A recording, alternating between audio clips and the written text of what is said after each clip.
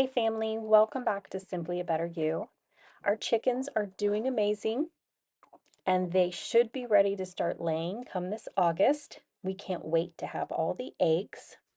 This weekend was full of fun and just blessings galore. We traveled to Dayton to celebrate our future daughter-in-law.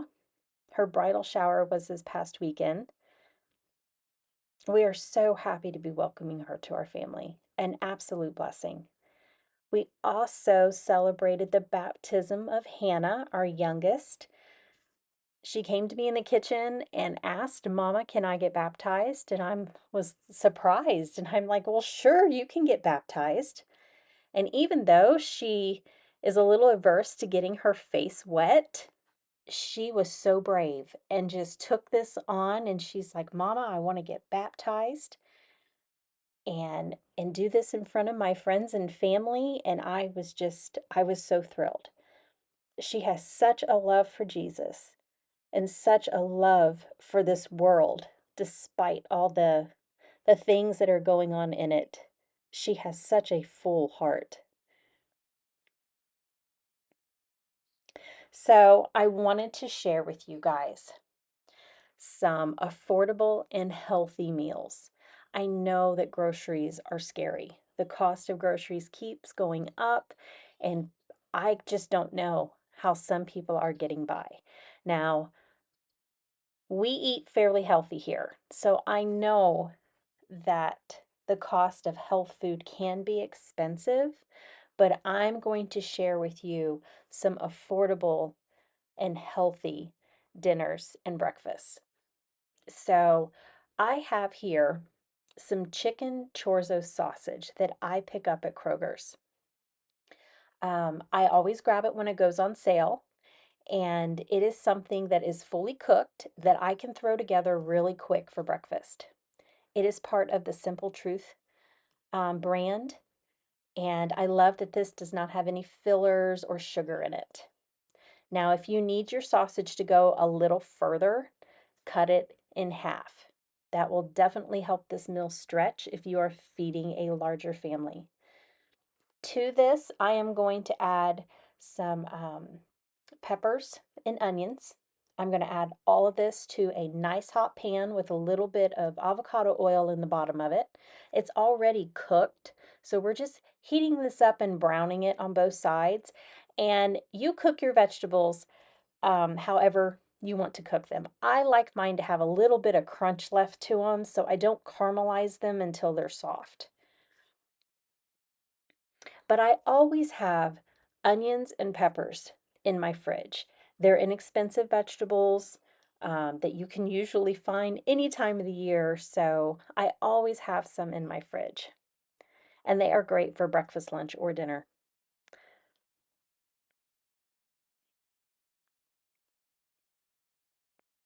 I love the colors of this. I also have half of a pineapple. I juiced some pineapple earlier this week, um, and I thought this would be nice to either serve with it. So you can put the pineapple in the pan and caramelize the pineapple, which would give it a wonderful sweet and tangy flavor, or you can serve it on the side.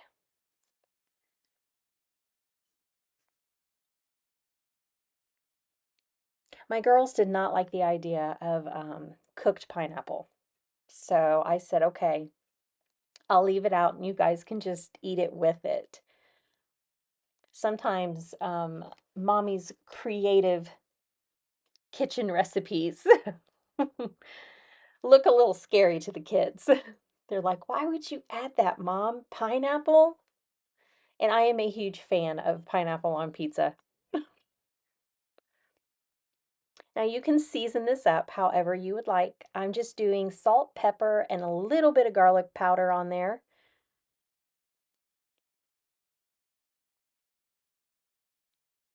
And I am going to actually serve this like a breakfast bowl. Now you can serve this over rice. It makes a great lunch or dinner. And you can also serve this in a flour tortilla. So you can make like a breakfast burrito out of it, or even do like a lunch or dinner with it. This is very versatile. Obviously, I'm serving it with eggs, so this is more of a breakfast idea, but it can be quickly changed up.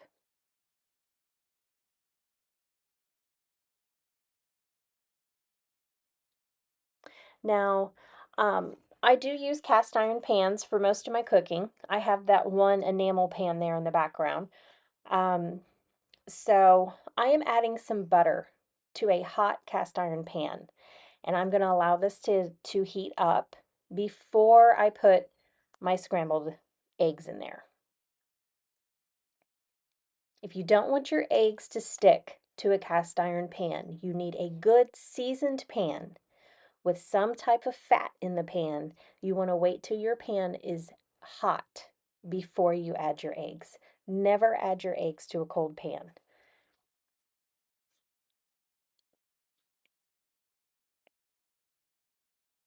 And I like to keep my eggs moving, where I'm flipping them and swirling them and turning them in the pan. I don't like my eggs to be brown or scorched. I like them to stay nice and fluffy. Of course, you can see I'm jamming here in the background. I've got my worship music on this morning. It just it helps wake me up and adds that little extra pep that I need in the morning.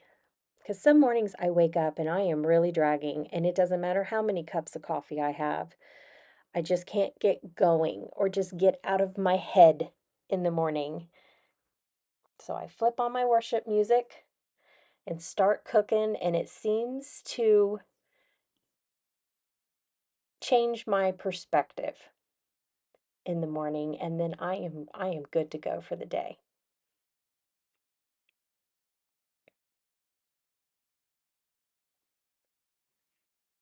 So I'm going to go ahead and I've scooped the eggs to one side of the pan, and I'm going to add the sausage and peppers to the other side of the pan. That way everybody can just come and grab what they would like, but it's not mixed together. And I loved to make a breakfast bowl. You can even do this with fried eggs if you would like. Also, I have even done this and put it over top of sauerkraut. If you're needing to get that fermented food in, that is probably one of the best ways to do it. Start your morning off with a nice side of sauerkraut. I know it doesn't sound very appealing to some, but um, if you're a sauerkraut lover like I am, I mean, sauerkraut and sausage in the morning, absolutely. So for our next meal here, this is something I will serve for lunch or dinner. This is a sweet Italian sausage with some chopped carrots and onions sauteing in a pan. I'm going to saute that up till it's brown and strain it and add some tomato soup to it. Now, this is the Pacific brand, which is an organic tomato soup. I only buy these when they're on sale. So $3.99 or less, because these can be a little pricey. And I will add these to a big pot, add my sausage and whatever vegetables that I have cooked with it back to it, and let it sit and simmer.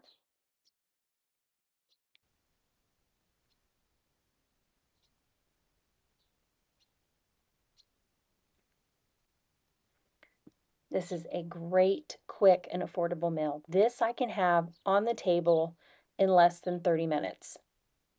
And it is full of flavor and protein. To this, I'm going to add a can of white beans. You can really add, whatever kind of beans that you would like, but this is a can of navy beans. And this just adds a little extra um, filling to it. You know, tomato soup can be kind of boring or bland. And if you're trying to avoid from adding pasta or rice to your soups, throw some beans in there.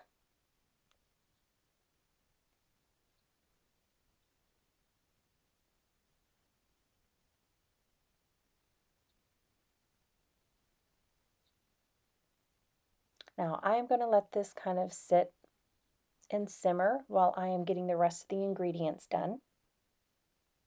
To this, I am going to add some roughly chopped spinach. Now, um, some people have said to add kale to this. I have tried kale. Joe said it felt like he was chewing on leather, so he's not a kale person. So we've stuck with spinach over the years, but you can put kale in this. I think it tastes good. But roughly chop up some spinach. This adds, to me, this is like the fancy part that I'm adding to it. It adds tons of color, flavor, and just that little extra to it. It looks amazing. That's the thing. There's something that's green and fresh in there, and it adds so much pop to this. But this soup is done, and it didn't take long to throw together. Now, off to the side here, I have some cream cheese, some almond butter, and a little bit of honey that I have mixed together, and I am adding some coarsely chopped cacao chips to this. This is going to be the girls' dessert tonight. We make this up when we're just wanting something sweet, and I serve this with apples or some graham crackers. It's kind of like an edible cookie dough. So tonight I have some leftover pasta in the fridge, and one girl wants pasta, one does not. So I am going to put a little bit of pasta in one of these bowls and then pour the soup over top of it. You don't even have to reheat this pasta. This is cold pasta from the fridge that I'm tossing in there, putting the hot soup over it, and it warms the noodles up just perfect. Look at all of that flavor. There's so much bulk to this soup. It is very filling, and it goes a long way. This will leave me with leftovers for at least 4 more servings.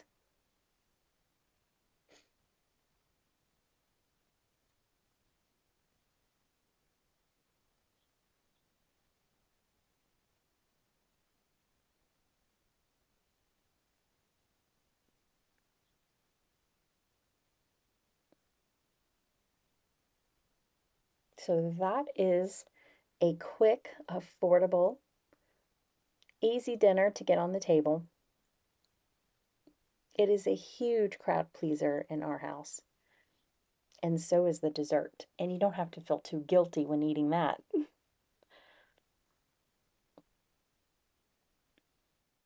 Okay, so next up, I have a head of broccoli, some leftover roasted cauliflower, and half of a roast chicken. I love these nights because I can have dinner put together really quick and use up leftovers in the fridge. I love it when my leftovers don't hit the trash can. I feel like I have succeeded in motherhood if I can use up the food that's in the fridge.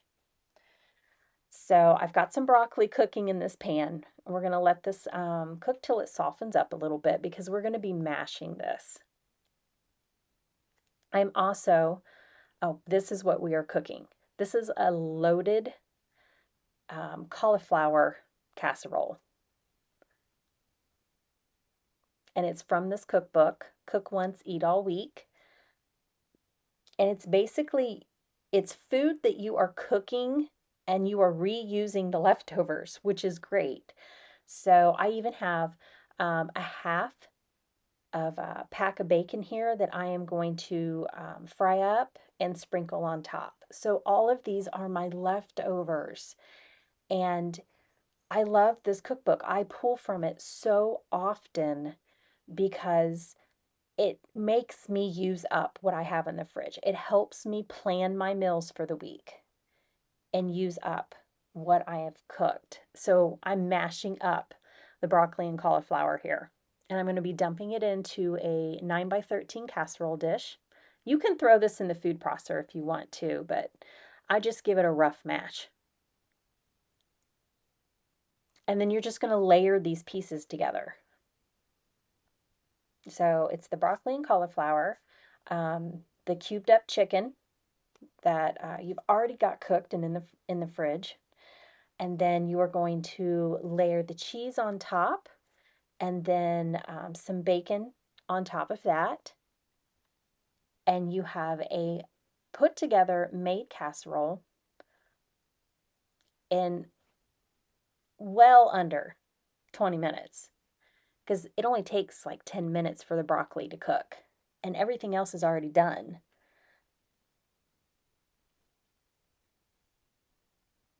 You can also, I've done this and put some barbecue sauce on top and baked it. I know that sounds odd, but I'm telling you, it's really good. It adds a little bit of sweet tanginess to it. I also used up a half an onion that I had in the fridge. I sauteed it with my bacon.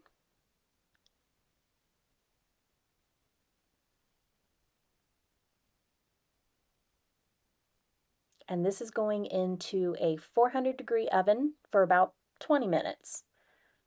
Keep an eye on it. Remember, all of this stuff is cooked.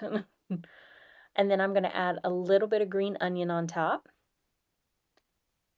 This is optional, but I just thought it would look so pretty. And as you can see, I've got a pan of tomato soup that I've heated up as part of our leftovers for the week as well. So guys, I hope you add these healthy and affordable recipes to some of your family favorites. Thank you for joining me on my journey in my kitchen today. And as always, I bless you on your journeys as well.